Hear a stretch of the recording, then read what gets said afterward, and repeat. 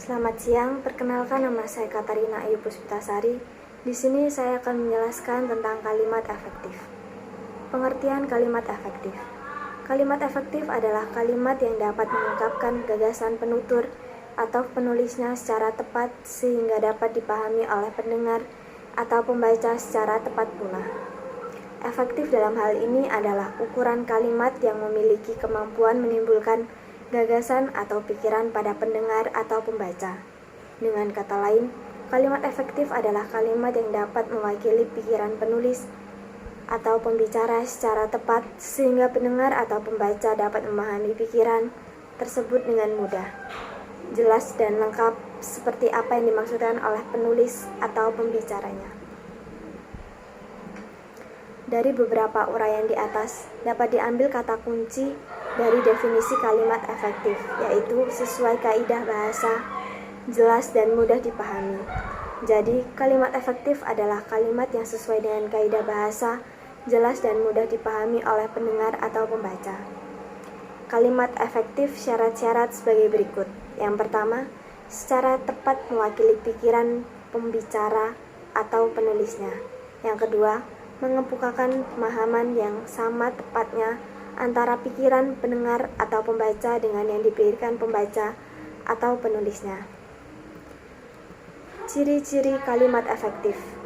Yang pertama ada kesejajaran, memiliki kesamaan bentuk atau imbuhan. Jika bagian kalimat itu menggunakan kata kerja berimbuhan di, bagian kalimat yang lainnya pun harus menggunakan di pula. Kakak menolong anak itu dengan dipapah ke pinggir jalan. Kalimat tersebut tidak memiliki sejajaran antara predikat-predikatnya. Yang satu menggunakan kalimat predikat aktif, yakni imbuhanmu, sedangkan yang satu lagi menggunakan predikat yasif, pasif, yaitu menggunakan imbuhan di. Kalimat itu harus diubah. Yang pertama, kakak menolong anak itu dengan memapah ke pinggir jalan.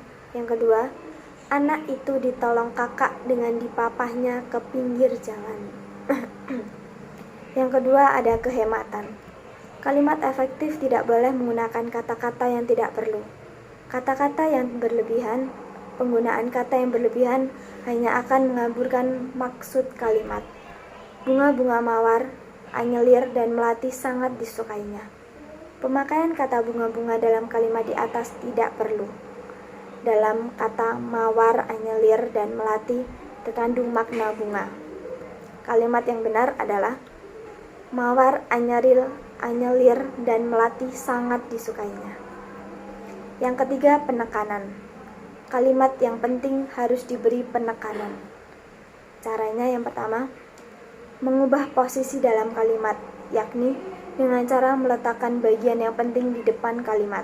Contoh, yang pertama, harapan kami adalah agar soal ini dapat kita bicarakan lagi pada kesempatan lain.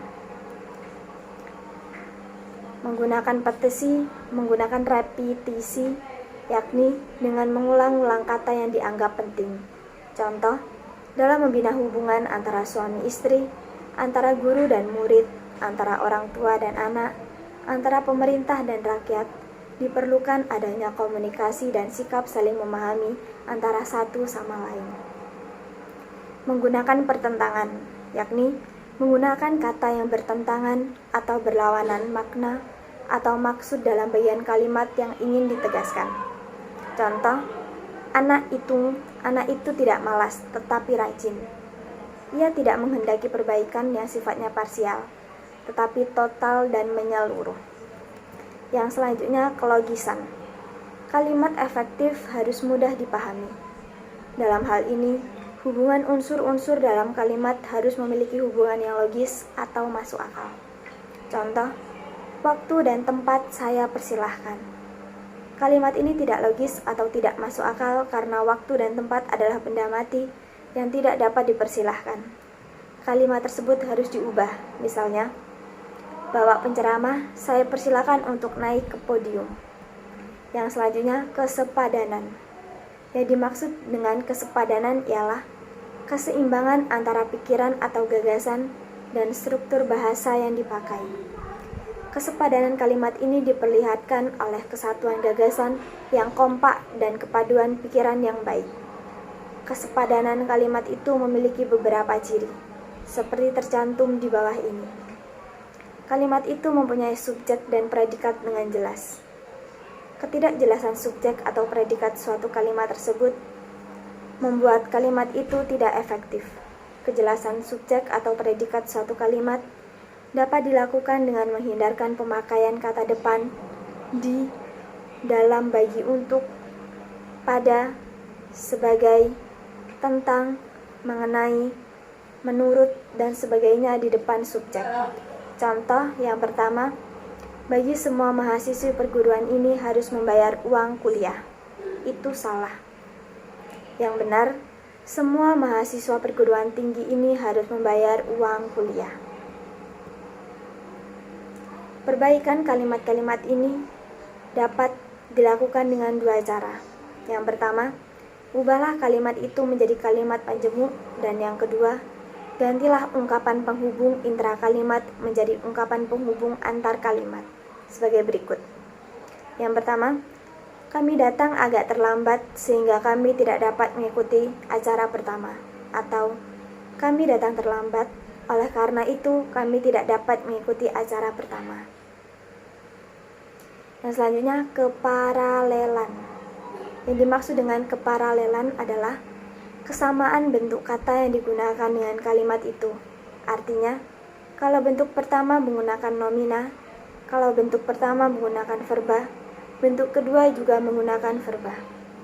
Contoh, harga minyak dibekukan atau kenaikan secara luas. Yang kedua, tahap akhir penyelesaian gedung ini adalah kegiatan pengecatan tembok, memasang penerangan, pengujian sistem pembagian air, dan pengaturan ruang. Yang selanjutnya, ketegasan. Yang dimaksud dengan ketegasan atau penekanan ialah suatu perlakuan penonjolan pada ide pokok kalimat. Dalam sebuah kalimat ada ide yang perlu ditonjolkan. Kalimat itu memberi penekanan atau penegasan pada penonjolan itu. Ada berbagai cara untuk membentuk penekanan dalam kalimat. Melakukan pengulangan kata atau repetisi. Contoh, saya suka kencatingan mereka, saya suka akan kelembutan mereka. Yang selanjutnya, kecermatan dalam pemilihan atau penggunaan kata. Yang dimaksud dengan cermat adalah bahwa kalimat itu tidak menimbulkan tafsiran ganda dan tepat dalam pilihan kata. Perhatikan kalimat ini. Mahasiswa perguruan tinggi yang terkenal itu menerima hadiah. Dia menerima uang sebanyak 25 ribuan. Kalimat pertama memiliki makna ganda, yaitu siapa yang terkenal, mahasiswa atau perguruan tinggi. Sedangkan kalimat kedua memiliki makna ganda, yaitu berapa jumlah uang, 100.000 rupiah atau 25.000 rupiah. Yang selanjutnya, kepaduan. Yang dimaksud dengan kepaduan ialah kepaduan pernyataan dalam kalimat itu sehingga informasi yang disampaikan tidak terpecah-pecah. Yang A, kalimat yang padu tidak bertele-tele dan tidak mencerminkan cara berpikir yang tidak simetris. Oleh karena itu, kita hindari kalimat yang panjang dan bertele-tele. Contoh, kita harus dapat mengembalikan kepada kepribadian kita orang-orang kota yang telah terlanjur meninggalkan rasa kemanusiaan itu dan yang secara tidak sadar bertindak keluar dari kepribadian manusia Indonesia dari sudut kemanusiaan yang adil dan beradab. Yang B, kalimat yang padu mempergunakan pola aspek, agen, verbal secara tertib dalam kalimat-kalimat yang berpredikat pasif persona. Contoh, surat itu saya sudah baca. Saran yang dikemukakan kami akan dipertimbangkan. Kalimat di atas tidak menunjukkan kepaduan sebab aspek terletak antara agen dan verbal. Seharusnya kalimat itu dibentuk, Surat itu sudah saya baca. Saran yang dikemukakan akan kami pertimbangkan. Syarat-syarat kalimat efektif. Yang pertama, secara tepat mewakili pikiran pembicara atau penulisnya. Yang kedua, mengemukakan pemahaman yang sama tepatnya antara pemikiran pendengar atau pembaca dengan yang dipikirkan pembaca atau penulisnya. Struktur kalimat efektif. Struktur kalimat efektif haruslah benar. Kalimat itu harus memiliki kesatuan bentuk, sebab kesatuan bentuk ialah yang menjadikan adanya kesatuan arti. Kalimat yang strukturnya benar tentu memiliki kesatuan bentuk dan sekaligus kesatuan arti. Sebaliknya, kalimat yang strukturnya rusak atau kacau tidak menggambarkan kesatuan apa-apa dan merupakan suatu pernyataan yang salah.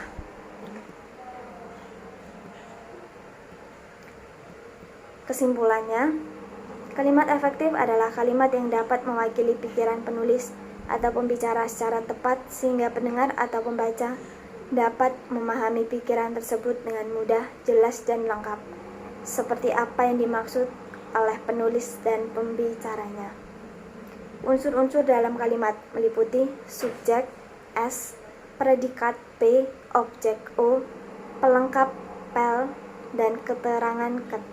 Ciri-ciri kalimat efektif yaitu kesepadanan, keparalelan, ketegasan, kehematan, kecermatan, kepaduan, dan kelogisan. Sekian penjelasan tentang kalimat efektif dari saya. Mohon maaf bila ada salah kata. Selamat siang, sekian, dan terima kasih.